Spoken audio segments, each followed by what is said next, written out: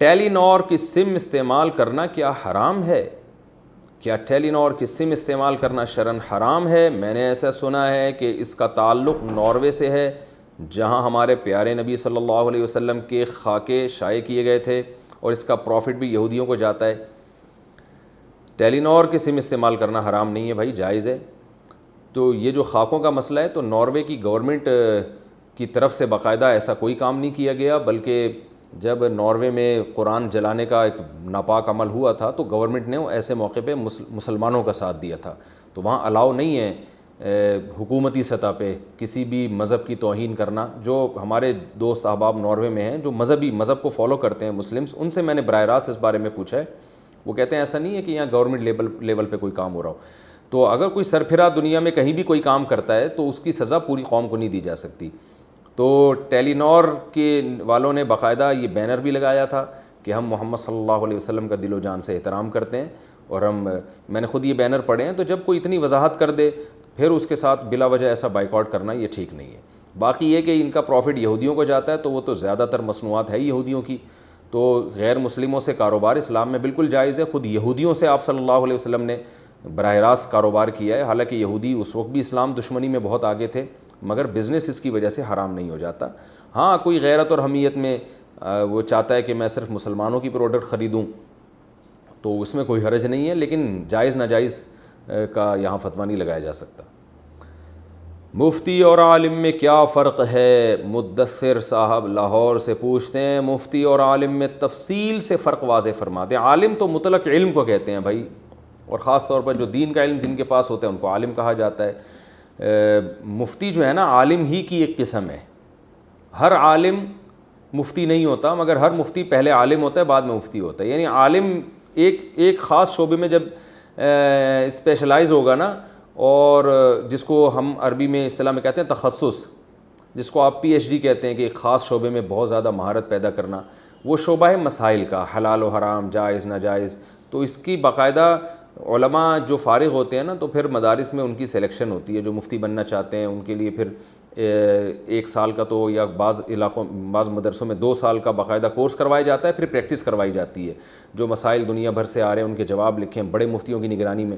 تو یہ 10 سال تقریباً کم سے کم پریکٹس کرنے کے بعد، اگر آپ کا دماغ ایسا ہے کہ واقعی آپ کے دماغ میں باریکی ہے، اور بال کی کھال اتارنا بھی جانتے ہیں آپ، اور صحیح اور غلط میں تجزیہ کرنا جانتے ہیں، تو جس کے اندر یہ صلاحیت ہوتی ہے 8-10 سال کی پریکٹس سے پھر وہ مفتی بن جاتا ہے۔ اور اگر یہ صلاحیت نہ ہو تو 40 سال بھی وہ پریکٹس کرتے رہیں گے، وہ مفتی نہیں بنتے۔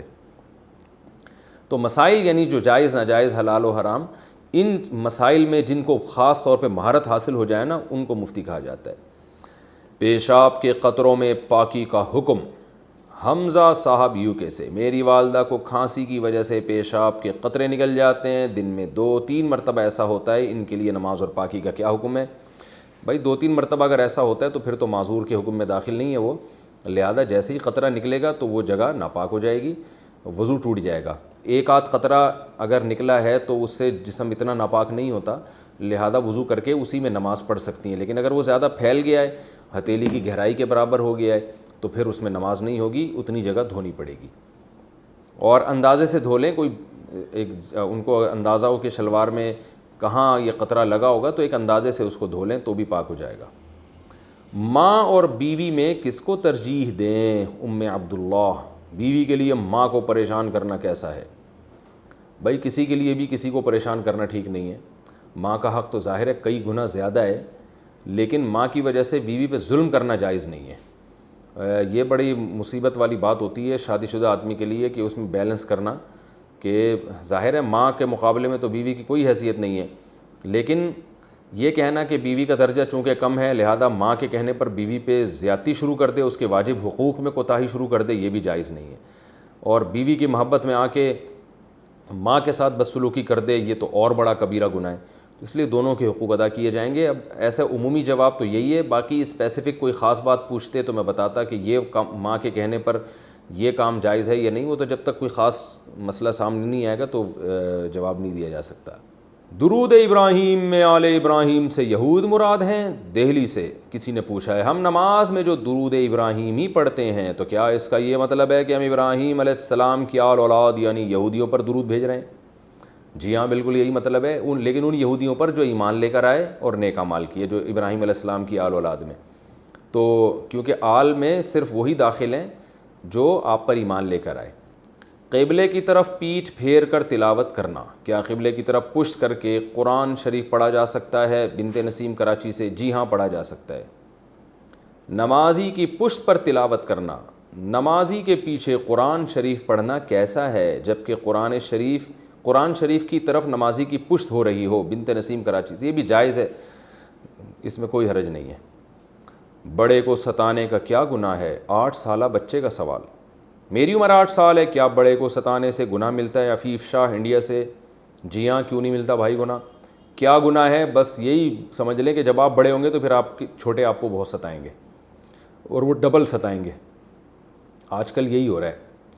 ساس کو زکوٰۃ دینے کی خاص صورت، کیا زکوٰۃ کی رقم ساس کو دے کر یہ کہنا کہ آپ اپنی خوشی سے اس میں سے تھوڑی سی رقم میرے شوہر کو ہدیہ کر دیں، کیا یہ کہنے سے زکوٰۃ ادا ہو جائے گی؟ انڈیا سے کسی نے پوچھا ہے، نام بھی نہیں لکھا. دیکھو بھائی، ساس کو زکوٰۃ دینی ہو تو دے کے بس اس وقت دے دیں، پھر بعد میں کہہ دیں کہ آپ میرے شوہر کو بھی دے دیں تو اچھا ہے، وہ اپنی مرضی سے دے دیں. لیکن جب ایسے الفاظ کہہ دیے جاتے ہیں نا اپنی خوشی سے دے دیں، تو وہ نام خوشی کا ہوتا ہے. آپ بیچاری ساس دباؤ میں آ جائے گی کہ بہو نے پیسے دیے، اب میں اس کے میاں کو نہیں دوں گی تو یہ کیا سوچے گی.